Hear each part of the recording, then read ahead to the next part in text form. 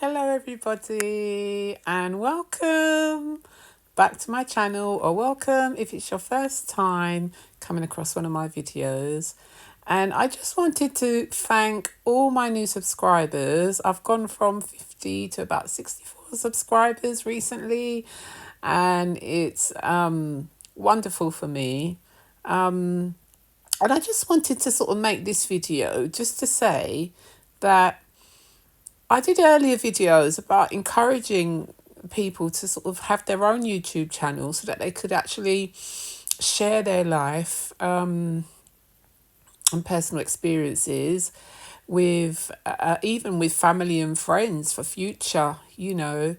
And so really I just wanted to do this video to encourage all potential and diagnosed Aspie women, or even men, if there are men coming to this channel, although it's primarily targeted at women. You know, if it's helpful to the male gender too, then welcome. I'm sure it will be helpful for men who have girlfriends, wives, daughters, mothers, sisters, nieces, relatives, friends of female gender, or who identify as female, as women, to who also feel that they are high functioning autistic, or formerly known as Asperger's, to understand us, understand how we see the world, how we have to operate in this world, in the sort of social and occupational domains of our lives, from childhood right up until our most senior years, hopefully. So I just want to ask all Aspie ladies, high functional autistic women, or anyone who identifies as high functioning autistic and of the female gender, specifically from Black and mixed Black heritage, to really please create your own YouTube channel and share your experiences so that we can all learn, and there can be like a future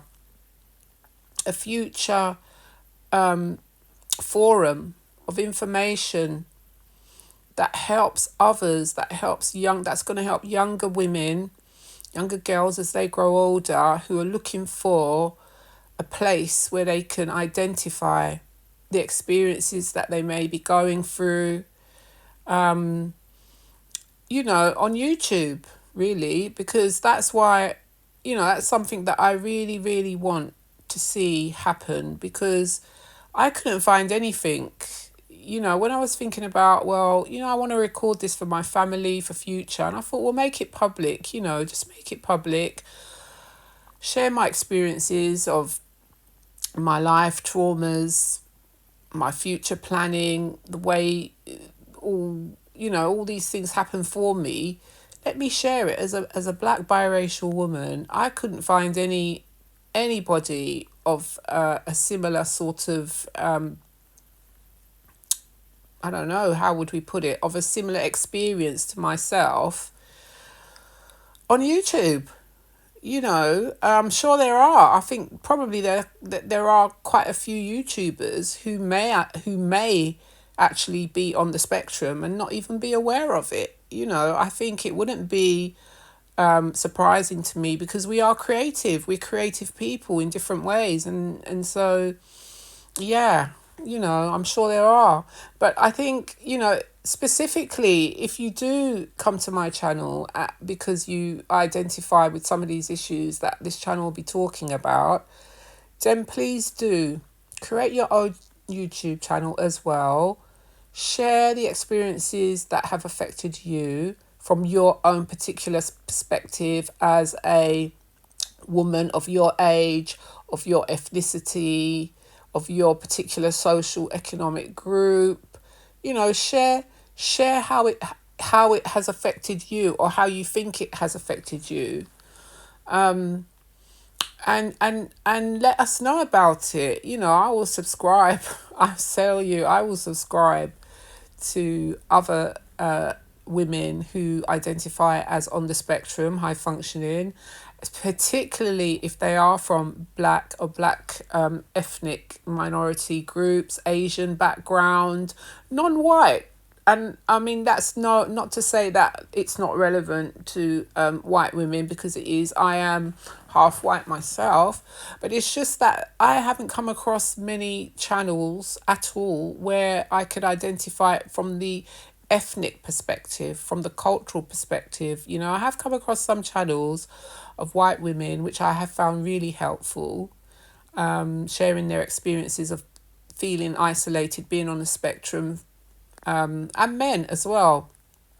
You know, I've watched some of these channels, I've subscribed to some as well, but really, I really haven't come across anything from the perspective of black women, whether you're from the Caribbean, whether you're African American, whether you are African, African descent, and or mixed black, biracial black, multi-generational mixed black women.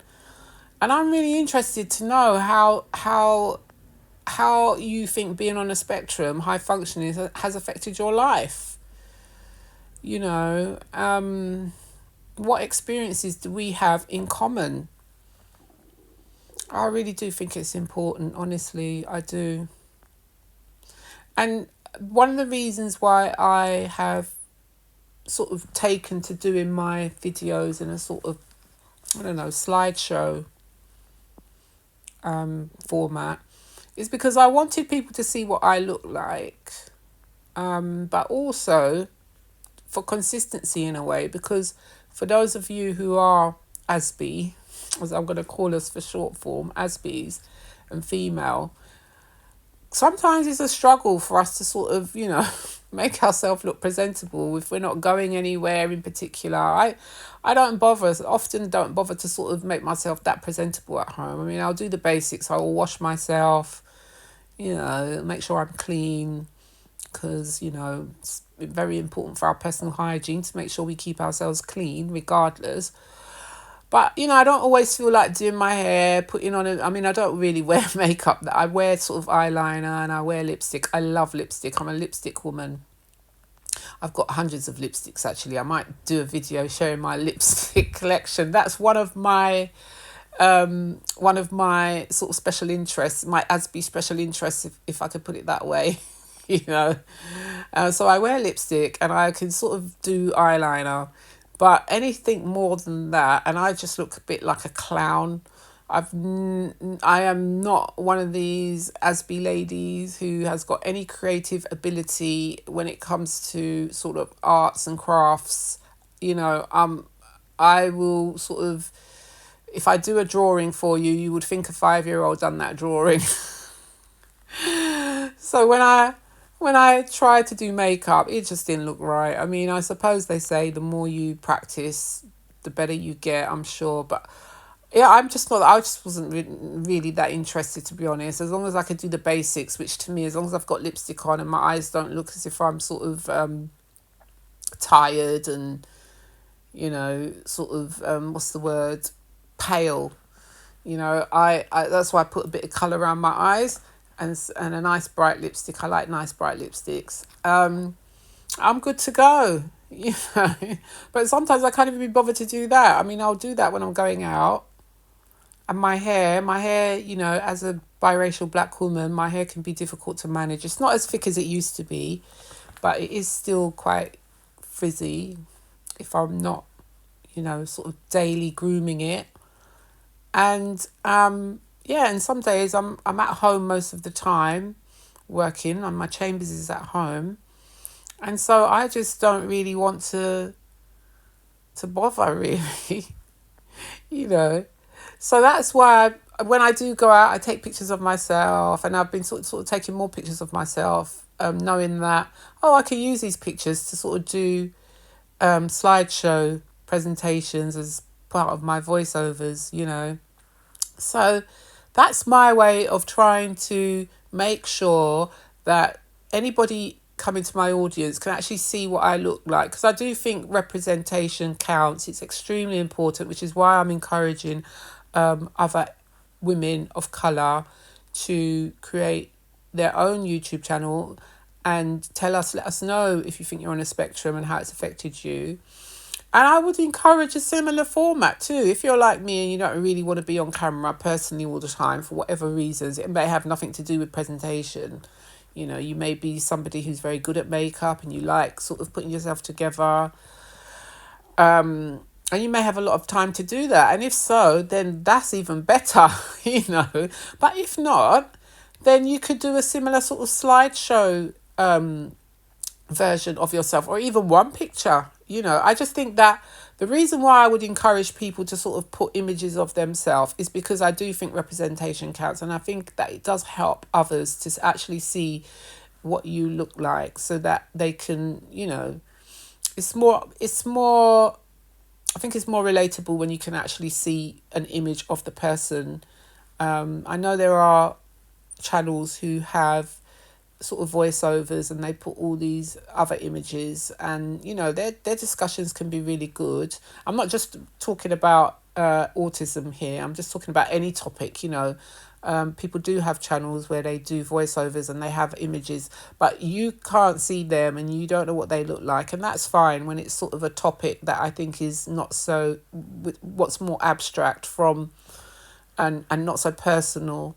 But I think in a subject like this, because women, I think we identify with other women who we can relate to and share experiences. It does help if we have images. So yeah, please get your own channel. Bye.